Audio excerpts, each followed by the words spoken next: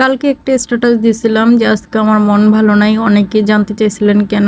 আসলে একটু বাসায় একটু আন্দোলন চলতেছে, মানে আমার হাজব্যান্ড বাচ্চার সাথে আন্দোলন বলবো না, একটু মান অভিমান চলতেছে। তো আমি একটু অভিমান করেছিলাম, কালকে রান্নাবান্না করে নাই। তো রাতে যখন আমার ক্ষুধা লাগছিল তখন অনলাইন থেকে আমি বিরিয়ানি অর্ডার করে তারপরে খাই নিচ্ছিলাম।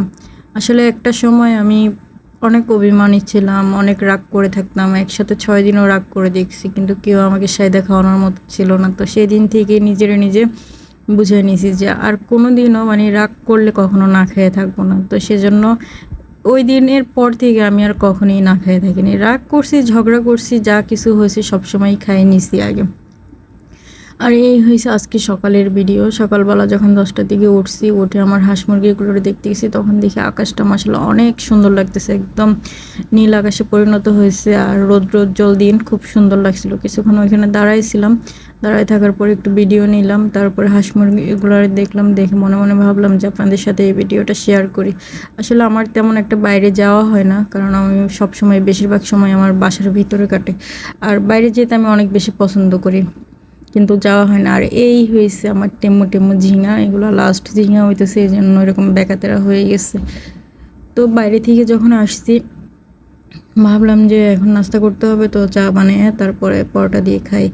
তো চা 1 কাপ বানাইতে গেছি, দেখি যে ছাঁকনি নাই, মানে ছাঁকনি কোথায় পড়ে গেছে, নয়তো কোনো চিপা চাপা আটকে গেছে। তো ছাঁকনি ছাড়াই মানে চায়ের লিকারটা আমি ঢালতেছি, আর মনে মনে ভাবতেছি একটা দিন হইল মাত্র মানে আমি পাকঘরে যাই নাই, এর মধ্যেই ছাঁকনি হারাই গেছে। আরও কত কী যে এলোমেলো করে রাখছে বাপ ছেলে, মানে এগুলো আস্তে আস্তে বোঝা যাবে।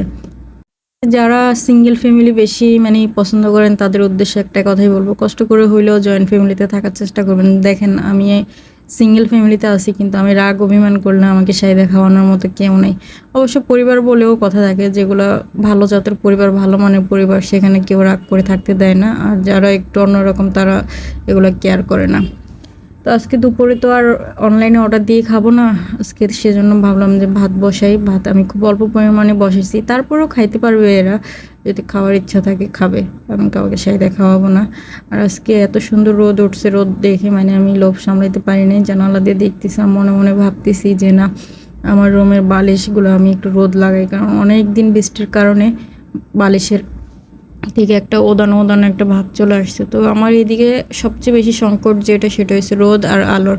আমার জানালার পাশে একটু করে রোদ আর আলো আসে, আর আমি এই একটু করে রোদের মধ্যেই আমার বালিশ, তারপরে খাতা টাতা, কম্বল টম্বল এগুলো একটু শুকায় নেয়। আর এইদিকে হয়েছে ভাত হয়ে গেছে, মানে ভাতটা কেমন একটা ইয়েলো হয়েছে, কারণ এটা আমি তরকারির ডেক্সির মধ্যে ভাত রান্না করতেছি, অল্প পরিমাণে রান্না করতেছি, সেজন্য ছোট ডেক্সি নিচ্ছে।